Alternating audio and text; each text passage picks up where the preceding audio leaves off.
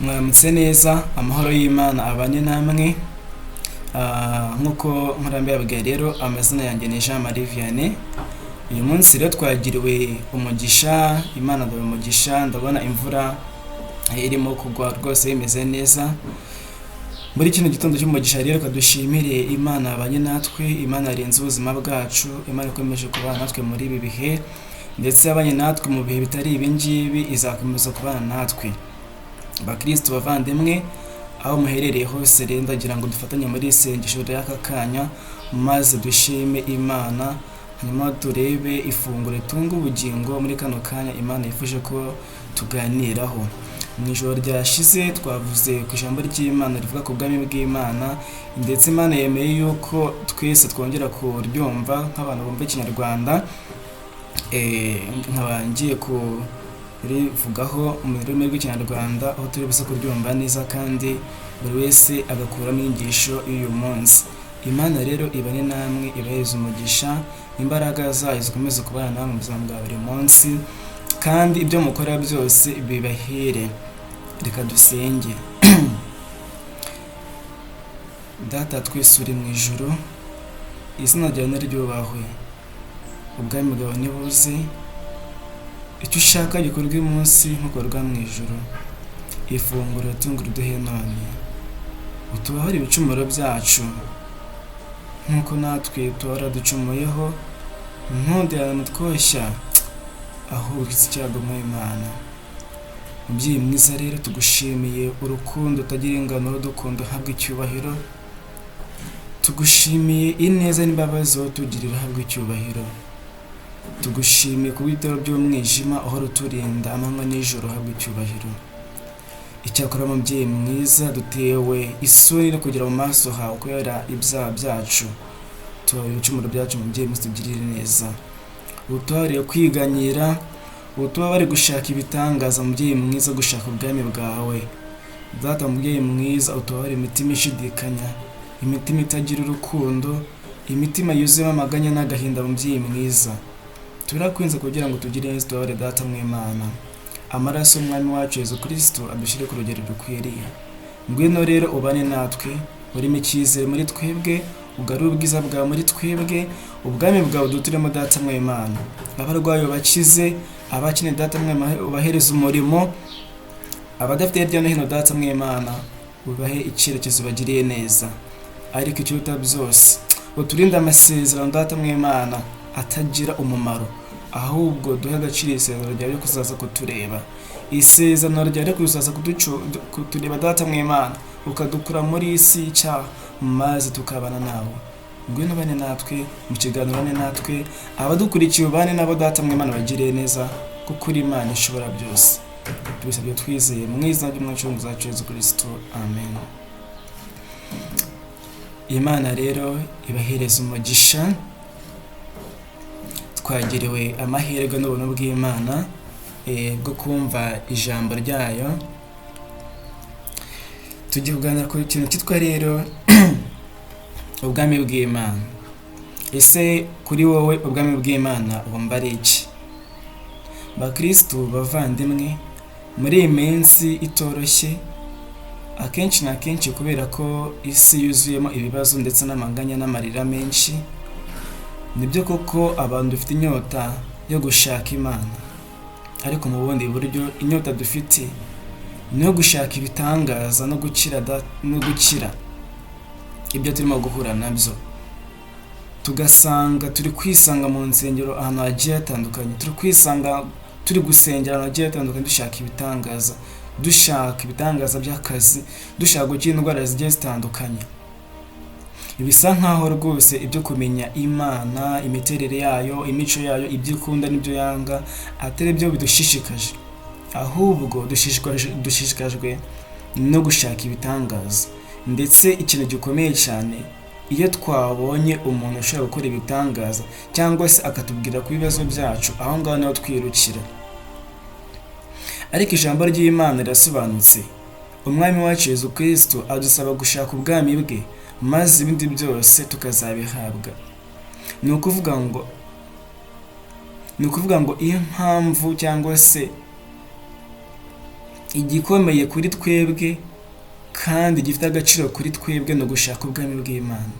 Icyo Yesu adushakira ntabwo ari ukumushaka dushaka ibitangaza, ntabwo ari ukumushaka dushaka ibyo kurya n'ibyo kunywa, ntabwo ari ukumushaka dushaka akazi, ntabwo ari ukumushaka dushaka ibitunezeza, dushaka gukira indwara, ahubwo dukwiye kumushaka dushaka ubwami bw'Imana, maze ibyo byose dushaka ko tubikeneye. Nimureke dushaka ubwami bw'Imana hakiri kare. Ubwami bw'Imana ntabwo turi busanzwe, ntabwo turi bukure ku muntu ubufite cyangwa se ku muntu ukora ibitangaza, ntabwo turabukura mu nyubako, buri mu mitima yacu. Nkunda kuvuga ngo ntabwo ushaka gusaba umuntu ngo akugurize amafaranga udafitanye umubano nawe, ntabwo ushaka kuganira n'umuntu ibiganiro biremereye cyane ngo umusabe ikintu udafitanye umubano nawe, ahubwo urabanza ukagirana umubano nawe maze ukamwegera ukamubwira ikibazo ufite. Niba dushaka ko Imana itugirira neza, nimureke twubake umubano hamwe nayo, nimureke tubane n'Imana, nimureke Imana ikomeze kutugirira neza. Njya nibuka umwami Ezekiel ubwo yari arwaye bimeze nabi, maze Imana iriza marayika kugira ngo ajye kumubwira ko igihe cyo gupfa kigeze. Yari arwaye indwara adashobora gukira, maze igihe cyarageze yibuka ibyo yakoreye Imana, yibuka uburyo yabanye n'Imana, ajya mu cyumba arafunga arasenga yambaza Imana avuga ati Imana, ibuka ukuntu nagukiranukiye, ibuka uburyo nabanye nawe ngakora ibintu byose bijyanye n'ubushake bwawe. Maze Imana imwongera imyaka irenga 15 yo kubaho, imwongera imyaka yo kubaho. Ni ukuvuga ngo niba dushaka ko Imana itugirira neza, nimureke twubake, nimureke tugire umubano n'Imana. Wa mubano twatakaje icyaha kigera hano mu isi. Muri iyi minsi urumva abantu bari turimo guhanura tuvuga ngo Imana iravuze itavuze. Murumva turimo kubwira abantu ngo Imana iguhaye amafaranga, Imana iguhaye akazi, Imana iguhaye ibi. Bakristo bavandimwe, imbere y'Imana izi ibyo ukeneye kiri hano mu isi. Ntabwo Imana yishimiye kuguhereza uwo mutungo, ako kazi, ibyo bitangaza, ariko kazarimbuka. Imana ibabajwe n'ubuzima bwawe buri mu kaga. Mu gihe cyose Imana yabona ubuzima bwawe bwahindutse, ibisigaye byose ari biguhereza. Kandi ntabwo ibyo ufite wabibuze kubera ko utakoreye Imana, aho nubwo biva mu bunebwe bwawe cyangwa se biva mu bushake bwawe. Niyo mpamvu dukwiye gusenga Imana tukanakora kugira ngo Imana idusubize. Ubwami bw'Imana buvamo ibisubizo byose by'ibyo dukeneye. Reka tubanze dusome ijambo ry'Imana dusanga mu gitabo cy'umuhanuzi Matayo, dusanga mu gitabo cy'umwanditsi w'ivanjiri cyangwa se mu ivanjiri ya Matayo, murambabarira, ibice 6 umurongo wa 33 bavuga ngo ngahubwo mbere na mbere nimuharanire ingoma n'ubutungane bwayo, naho ibindi byose muzabigerekerwaho. Mwiterwa impagarara n'ibyejo, umunsi w'ejo uzana impagarara zawo, umuruho wa buri munsi urahangije. Ngahubwo ndushaka iki? Ingoma yayo n'ubutungane bwayo. Ese ubwami bw'Imana ni iki? Ingoma y'Imana ni iki? Reka dushake gutungana kw'Imana, reka dushake urukundo rw'Imana, reka dushake gukiranuka, reka dukiranuke muri twebwe, reka tugire urukundo muri twebwe, reka tugire ukuri muri twebwe. Nimureke twige kubabarira, nimureke twige kugira ukuri. Niba ufite umuturanyi wige kumukunda. Itegeko rikomeye kurusha ayandi ryagira riti kunda mugenzi wawe nk'uko wikunda. Kugira ubwami bw'Imana ni ukugira umutima mwiza, kugira urukundo muri wowe, kugira ineza muri wowe, ugafasha abandi, ukavuga neza, ukitonda mu byo ukora. Niba uri umukoresha abo ukoresha mukabana neza, niba uri umukozi ukubaha umukoresha wawe, niba uri umuvugabutumwa bwiriza ibifasha abantu ibakura mu cyaha, kuko Yesu araje kandi araje vuba. Dukeneye kuba abera mu mitima yacu, tugiye kugira agakiza mu mitima yacu. Nubwo natunga ibya mirenge, nubwo navuga indimi 1000, ariko ntafite ijambo ry'Imana muri jewe, ntafite urukundo muri jewe, ntacyo byaba bimariye. Mureke dushaka ubwami bw'Imana hakiri kare. Ndetse ubwami bw'Imana ntahandi tuzabukura, buri mu mitima yacu. Niba uri umubyeyi, cunga neza uburyo uganiriza abana bawe. Niba uri umupapa, reba neza uburyo uganiriza umudamu wawe. niba uri umudamu reba neza uburyo uganiriza umugabo wawe, niba uri umuturanyi reba neza uburyo ubana n'abaturanyi bawe. Ntitugerageze kubana n'abantu neza n'ibyo Imana ishaka. Imico twiga turi hano mu isi, imico myiza niyo tuzajyana mu ijuru. Bivuga ngo niba tutarabaye beza hano mu isi ntabwo dushobora kugera mu ijuru, ntabwo dushobora kubana n'Imana. Yesu araje kugira ngo aduhembere ibyo twakoze. Ni ukuvuga ngo rero ubwami bw'Imana iyo tubufite mu mitima yacu buhindura imitima yacu. Hari abantu Imana yahaye umugisha, hari abantu Imana yagiriye neza, bakeneye abantu bafite umutima mwiza, bagira urukundo, abantu bazi kwitanga, abantu batarabanebwe, abantu bagira ukuri kugira ngo baheshe umugisha. Ariko se niba udafite iyo mico n'imyitwarire n'amahame y'ijambo ry'Imana y'ubwami bw'Imana, uragira ngo bizagende bite? Banza ubigire mu mutima wawe. Nkunda kubabwira ngo iyo turimo gushaka ibitangaza nta na hamwe bijya bihurira n'ubwami bw'Imana. Icyakora ibitangaza bisobanura imbaraga z'Imana, gukomera kwayo. Ariko ntabwo ibyazanye Yesu Kristo hano mu isi ari ibitangaza. Yesu yaje kugira ngo acungure umuntu, umwizera wese atarimbuka, amukure mu bubata bw'icyaha, maze amusubize mu mubano mwiza yahoranye nawe muri Edeni kuva mu iremwa ry'isi. Yesu arahari kugira ngo atumenyeshe Imana yamutumye, tumenyeshe se, kandi we n'Imana ni bamwe. Nimureke tumenye Imana, tumenye Yesu uwo ari we, hakumenye ibyo akora. Abantu abenshi muri iyi minsi Imana tuyizi mu by'ikora ko ntabwo tuzi yareba. Ese Imana ni iki? Yesu ni umwana w'Imana. Iyo tumaze kumenya Imana icyo ari cyo, biduha uburemere bwo kumenya neza ibyo Imana ishobora gukora. Hari ikuntu dusenga Imana kubera ko ari byo dushaka, hanyuma Imana ikabona ko ibyo bintu bitadukwiriye. Iyo turinda igihe kirekire ibyo bintu ntibize nk'uko tubishaka, twisanga twatengushwe, turarira, tukababara, tukavuga tuti ntabwo ari Imana yavuze, kubera ko ntabwo tuzi Imana iyo ari yo. Ntabwo Imana twakwiye kuyisenga kubera ko ibyo tuyikeneyeho, dukwiye kuyisenga kubera iyo ari yo. Bishake na Saduraka na Abedenego, Mishaki, Saduraka na Abedenego baravuze bati naho Imana itadutabara ntabwo tuburamye iki gishushanyo. Ni kuko byagenze koko, babajugunye mu nkongi y'umuriro, ariko Imana ibana nabo, ibasanga mu kigeragezo, irabatabara. Ntabwo dukwiye gutinya ikigeragezo, dukwiye kubwira Imana ati Mana ishobora byose, dufashe kwihangana tunyure mwa kino kigeragezo. Niba hari ibikugerageza, saba Imana kubyihanganira, ubinyuremo maze ubitsinde. Ubwire Imana ngo Mana ndinda kubinyura. Dukwiye kwiga kunyura mu bigeragezo tukabitsinda. Imana igutabara wakigezemo kandi wacyumvise cyakugizeho ingaruka. Hari abantu twumva bakoze impanuka bagacika amaguru ariko bakabaho. Imana yagutabara rwose ukabaho. Nimureke dushaka ubwami bw'Imana, mureke tumenye Imana iyo ari yo, aho kuyimenyera mu by'ikora.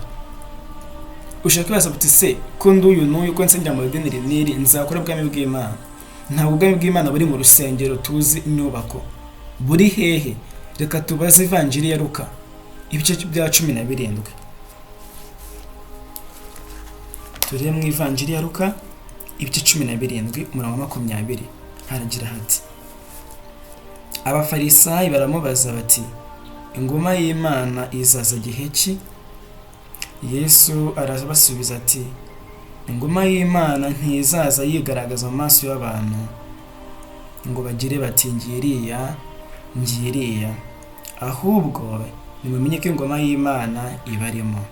Ndabisubiramo. Abafarisayi baramubaza bati, ingoma y'Imana izaza gihe ki? Yesu arabasubiza ati, ingoma y'Imana ntizaza yigaragaza mu maso y'abantu ngo bagire bati ngiriya, ahubwo nimumenye ko ingoma y'Imana ibarimo. Ingoma y'Imana iri muri twebwe. Ntibazabwire ngo ubwami bw'Imana buri ha cyangwa se buri hariya, buri mu butayu, buri mu rusengero, buri hariya, cyangwa se umuvugabutumwa afite ingoma y'Imana. Ingoma y'Imana imaze igihe rwose iri mu mitima yacu. Ubutungane bw'Imana, inyota yo gushaka Imana. Matayo ibice 5 ku murongo wa 5 n'uwa 6 n'uwa 7 hano hatubwira ngo hahirwa abakene mu mitima yabo, abafite ubutungane bwo gushaka, abakene bafite inyota yo gushaka ubutungane bw'Imana. Dukwiye kuba abakene mu mitima yacu, dushaka ubutungane bw'Imana, ingoma y'Imana mu mitima yacu. Reka dukiranukire abantu bose, dukunda abatwanga, dusubire batoteza, kuko tubisanga muri Matayo ibice 6. Dukunde abatwanga, dusabire abadutoteza. Ibyo rwose dukwiye kubigira ihame ry'ubuzima bwacu bwa buri munsi, gukunda abatwanga tugasabira abadutoteza. Ibyo rwose dukwiye kubigira ihame ry'ubuzima, tugashaka ubwami bw'Imana hakiri kare. Nimucyo rwose dukunda abatwanga, dusabire abadutoteza. Dukunda abatwanga, wikwanga mugenzi wawe, wikwanga umuvandimwe wawe, wikwanga umunyeshuri mugenzi wawe cyangwa umuturanyi. Ijambo ry'Imana tubisanga muri Matayo ibice 5 ku murongo wa 43 ngo dukunda abatwanga, dusabire abadutoteza. Tugire ubwami bw'Imana muri twebwe. Imana ibane namwe, ibagire neza. Ndababwiza ukuri, igihe cyose tuzaba turi mu murongo w'Imana dushakamo, Imana izabana natwe, izatugira neza, itwambika imbaraga, maze twakire umutagatifu we aze abari natwe, atuyobore ubuzima bwa buri munsi. Imana ibane namwe, kandi ntimuzemere na rimwe ko idini ribakura mu mwanya wanyu.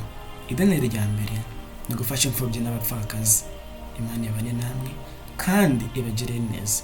Wibuke ko iyi channel yacu igamije guhindura abantu intumwa. Yesu Kristo mu Ivanjili ya Matayo 28 ku murongo 18 kugera kuri 20 aravuga ngo nimugende mwigisha amahanga yose, muhindure amahanga yose, mubabatize mu izina ry'Imana Data na Mwana na Mutagatifu, mubigisha ko ibyo nababwiye byose, dore kandi ndi kumwe namwe iteka ryose kugeza ku mpera z'isi. Iyi channel rero ifite intego zitandukanye: kumenyesha abantu Imana, kumenya Imana no kwimenyekanisha. Si ibyo gusa, ahubwo harimo no gutuma abantu bamenya neza ubwami bw'Imana icyo ari cyo, n'uburyo bakwiye kwinjira mu bwami bw'Imana, guhindura abantu intumwa. Turi intumwa, dukwiye kwigisha abandi nabo bagahinduka intumwa, nk'uko Yesu Kristo abidusaba, mugende muhindure intumwa amahanga yose. Nawe rero ukwiye kwigisha ijambo ry'Imana, ku buryo naho ibi bikomeye byaza, naho insengero tuzafunga, naho havuka ibibazo bigiye bitandukanye, ukwiye kumva neza ko umwanya urimo rwose uwurimo. Nubwo utabona aho ujya gusengeraho inyubako, ariko uba wumva neza ko umwanya urimo rwose ari Imana gushakamo. Iri jambo ry'Imana rizaguhumura, kuko nta bintu rishingiwe. Aho waba uri hose, Imana irakumva. Ufa kumva Imana gusa, ukayimenya, ukayikunda, ukava mu bapfumu, ukava mu barozi, ukava mu kwizera abanyabitangaza, abahanura b'inyuma, maze Imana ikabana nawe. Reka dusenye. Uwiteka Mana nziza, uri Imana idukunda, uri Imana igira neza, tugushimira ku ijambo ryiza uduhaye muri aka kanya. Rishire mu mitima yacu, imitima yacu kuryakira, maze Data mw'Imana, aho tunyura hose, aho dukorera, mu miryango yacu, aho tunyura hari hose, mubyeyi mwiza, reka umucyo wawe iri jambo ryawe ugaragare Data mw'Imana. Ubwami bwawe bugaragazwe n'ibyo dukora, n'ibyo twizera. Komeza kubana natwe, utwambike imbaraga. Usura abarwaye, ababaye, abari mu nzu y'imbohe, abashonje, abashavuye, ubagirire neza, bose bakire ingoma yawe. Dusabwe twizeye mu izina ry'Umwami n'Umucunguzi wacu Yesu Kristo. Amen. Ibuka gukora subscribe, tujye tubana umunsi ku munsi. Imana ibagirire neza. Amen.